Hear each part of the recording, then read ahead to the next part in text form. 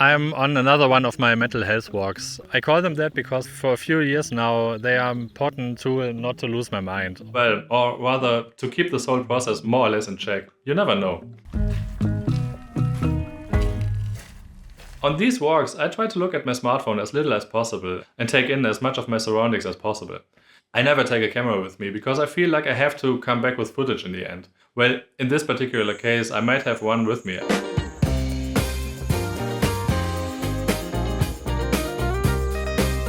Everything in our time has become so terribly measurable. We work with effectiveness hacks, track our health, and we try to optimize every area of our lives. To end up what? To have squeezed 2 more activities into the weekend to distract us from our actual thoughts?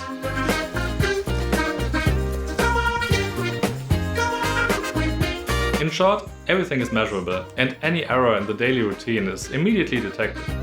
And then we have to perform on social media.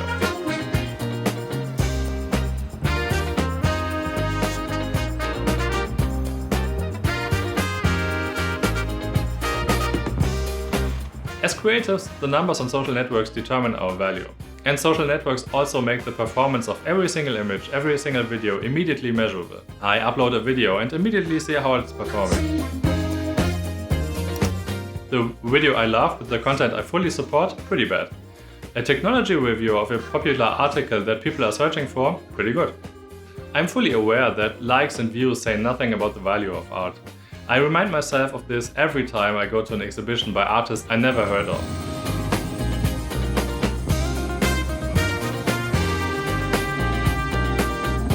Or when I discover an album by an unknown musician. And most of the time, it feels even cooler to me as an art consumer when I discover something new and I know that not many other people know about it besides me.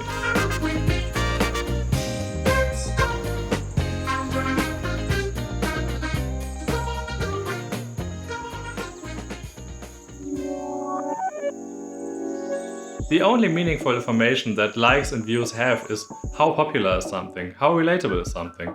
We all know that. More people can relate to a puppy than to a sculpture that deals with anxiety. Algorithms now work differently than they did a few years ago. They are much more tailored to interest, which is nothing new. And yet likes and subscriptions still run our lives.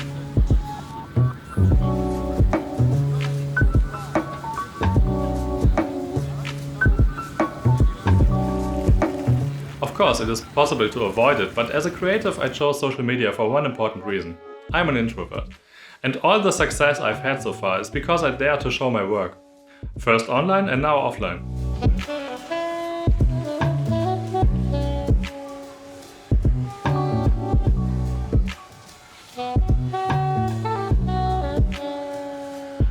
I've had small exhibitions of my work and I'm planning more of my own.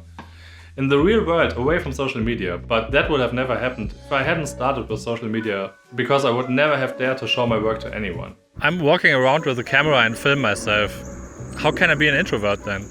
I don't know, but it's so much easier for me to talk into a camera, watch all this misery, edit it to a movie and upload it to YouTube than to talk to a group of people. This is my way of showing my work. Social media is also my way of networking. And it works well. It's far from perfect and the algorithms get me down. One look at the comments, which often consist of hate speech, and I regularly lose faith in humanity.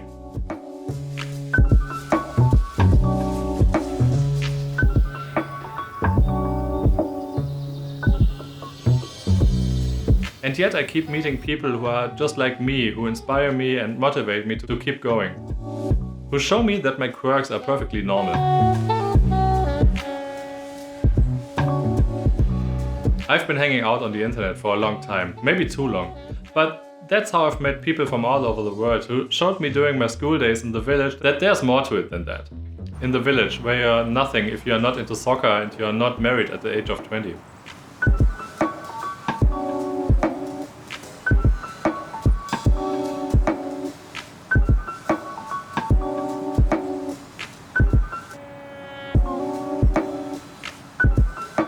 That was so important for me and my development as an artist, because I learned early on that the people I think are cool, who are also quiet and involved in art, don't just exist in movies, they exist all over the world. And the internet and early social networks like MySpace or IRC chats brought me in contact with many of them.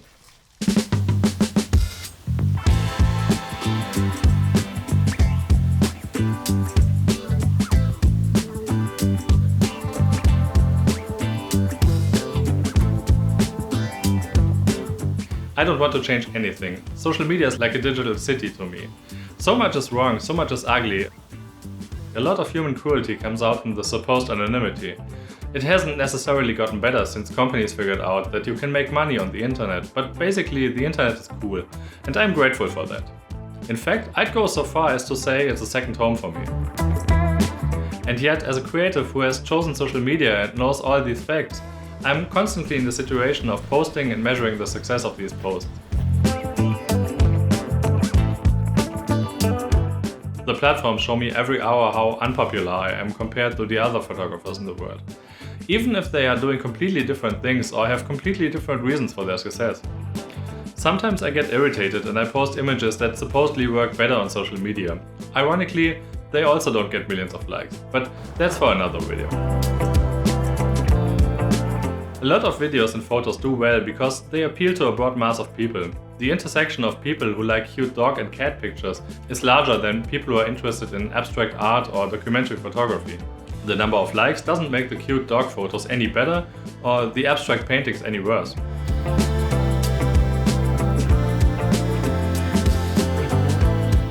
And you have to keep reminding yourself of that. It's often hard to stay in a good mood when you are constantly comparing yourself. But if I can give you a practical tip, try not to compare yourself and your work. Don't look too much at what others are doing. Just post the things that are close to your heart. With every picture or video or text or whatever you post, the internet becomes a little bit more substantial and beautiful. Maybe not to millions of people, but if your post reaches just one person who feels completely addressed, it's worth it. Show your work.